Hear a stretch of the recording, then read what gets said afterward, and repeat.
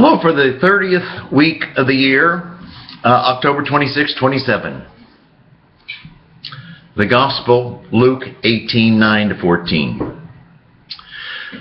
Everybody knows sort of the story. It's the Pharisee and the tax collector. And they're both praying and making judgments. And the Pharisee, the member of the old Jewish sect that stressed the strictest interpretation of the law of Moses. So they were these religious people who knew the law, and they made a lot of judgment about the law. And the tax collector, a person who was sort of hated in society because he was a tax collector. And not only did he collect the taxes, many of them taxed to people too much. They charged them more than they deserved, and over and above that, their taxes left the country and went back to Rome and not to the local community. They were not liked. The Pharisee and the tax collector. And the Pharisee is making the judgment as far as, thank God I'm not like this other guy over here, this tax collector. And the tax collector is praying in the temple, and he is just not blaming anybody, not judging anybody but himself, but he's saying to God, be merciful to me, a sinner. Those two persons sort of remind me of our new Pope, who seems to be making an awful lot of judgments and an awful lot of statements and an awful lot of prayer. And just looking at a couple of them, is the Pope more like the Pharisee or more like the tax collector?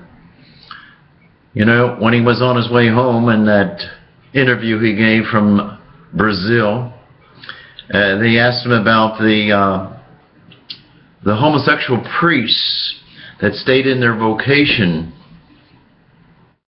and remained true, and what he thought about them. The press asked, and he says, whom am I to judge? Who am I to judge? God's the one who judges. Why should I judge him? And then they asked him later about other homosexuals, and he said the same thing. I didn't mean that just for the priest.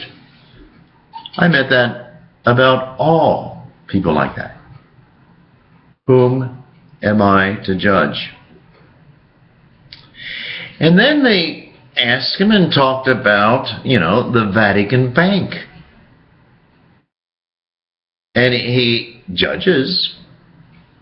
And he said something to the effect that it must become more honest and transparent. Does he like the tax collector? Or like the Pharisee? Another situation, he asked about women in the church. What's your take on women in the church? And he answers with something like, well, we cannot limit the role of women in the church to just altar girls or presidents of a charity. There must be something much more. Another judgment. Then he talked about making bishops. And he says, we need bishops who go to a given diocese and are wedded to the diocese, and they stay in the diocese and serve the people of the diocese. Isn't that what authority is really all about? To serve. And not go to a diocese and say, well, if I'm good here, I'm going to get a better one. I'm going to get a more important one, or one with more money or more prestige. No. I want my new bishops to go to a diocese and stay there, sort of until death do us part. He wants them this way. What's he really going to do in all these judgments in the future? And finally, they asked him, well, what about all these divorced and remarried Catholics? And in his judgment and thought, prayer, he suggested that those who have divorced and remarried might be able to receive and go to Holy Communion.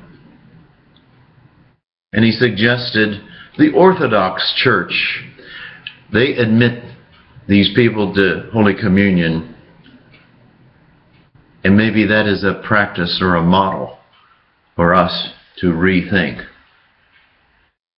Yes, we all are called to judge, to pray.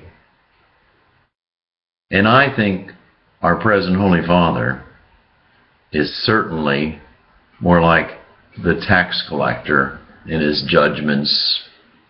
Be merciful to me, a sinner. And I'm not just to stand up there and judge everybody else.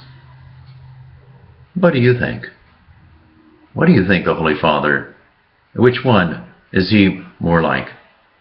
And probably even much more important is, which one of these two in the gospel am I more like? The Pharisee with all that knowledge and strict interpretation of the law, or more or less like that unliked tax collector who, when he goes in the presence of God, he says, Lord, be merciful to me, a sinner. I think, well, what do you think is much more important than what I think? Have a good day.